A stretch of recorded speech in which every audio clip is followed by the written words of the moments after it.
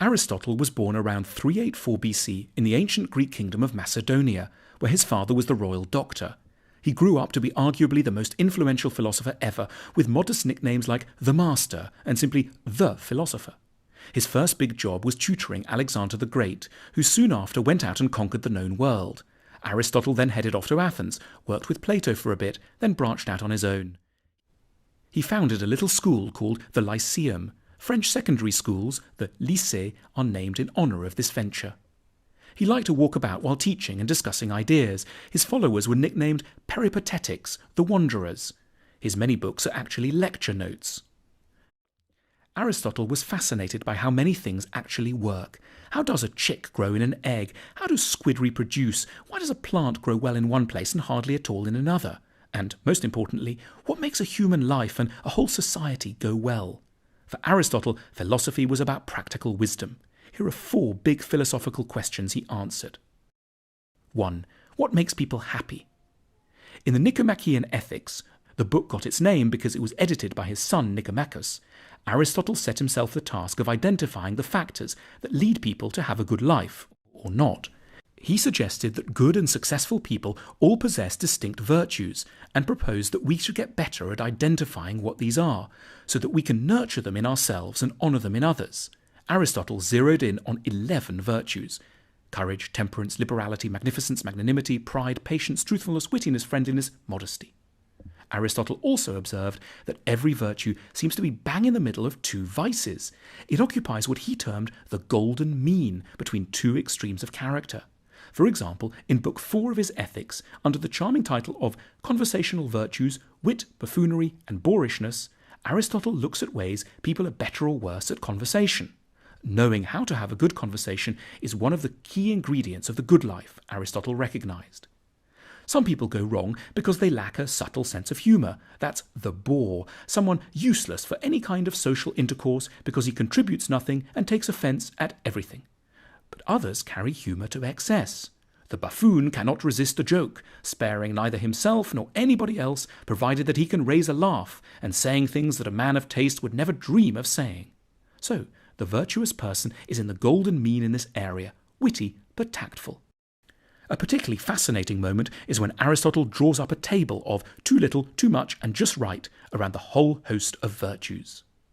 We can't change our behaviour in any of these areas just at the drop of a hat, but change is possible, eventually. Moral goodness, says Aristotle, is the result of habit. It takes time, practice, encouragement. So Aristotle thinks people who lack virtue should be understood as unfortunate rather than wicked. What they need isn't scolding or being thrown into prison, but better teachers and more guidance. 2. What's art for? The blockbuster art at the time was tragedy. Athenians watched gory plays at community festivals in huge open-air theatres. Aeschylus, Euripides and Sophocles were household names. Aristotle wrote a how-to-write great plays manual, the Poetics. It's packed with great tips. For example, make sure to use peripeteia, a change in fortune, when for the hero things go from great to awful. In Titanic, Leonardo DiCaprio gets Kate Winslet, great, then they hit the iceberg, awful. And anagnorisis, a moment of dramatic revelation when suddenly the hero works out their life is a catastrophe. But what is tragedy actually for? What's the point of a whole community coming together to watch horrible things happening to lead characters, like Oedipus in the play by Sophocles, who by accident kills his father, gets married to his mother, finds out he's done these things, and gouges out his own eyes in remorse and despair? Aristotle's answer is catharsis, which is Greek for catharsis. Catharsis is a kind of cleaning. You get rid of bad stuff. In this case, cleaning up our emotions, specifically our confusions around the feelings of fear and pity. We've got natural problems here. We're hard-hearted. We don't give pity where it's deserved. And we're prone to either exaggerated fears or not getting frightened enough. Tragedy reminds us that terrible things can befall decent people, including ourselves. A small flaw can lead to a whole life unravelling. And so we should have more compassion or pity for those whose actions go disastrously wrong. We need to be collectively retaught these crucial truths on a regular basis. The task of art, as Aristotle saw it, is to make profound truths about life stick in our minds. 3. What are friends for? In books 8 and 9 of the Nicomachean Ethics, Aristotle identifies 3 different kinds of friendship. There's friendship that comes about when each person is seeking fun. Their chief interest is in their own pleasure and the opportunity of the moment, which the other person provides. Then there are friendships that are really strategic acquaintances. They take pleasure in each other's company only insofar as they have hopes of advantage of it. Then there's the true friend. Not someone who's just like you, but someone who isn't you, but about whom you care as much as you care about yourself. The sorrows of a true friend are your sorrows. Their joys are yours. It makes you more vulnerable, should anything befall this person, but it's hugely strengthening too. You're relieved from the too small orbit of your own thoughts and worries. You expand into the life of another. Together you become larger, cleverer, more resilient, more fair-minded. You share virtues and cancel out each other's defects. Friendship teaches us what we ought to be. It's quite literally the best part of life.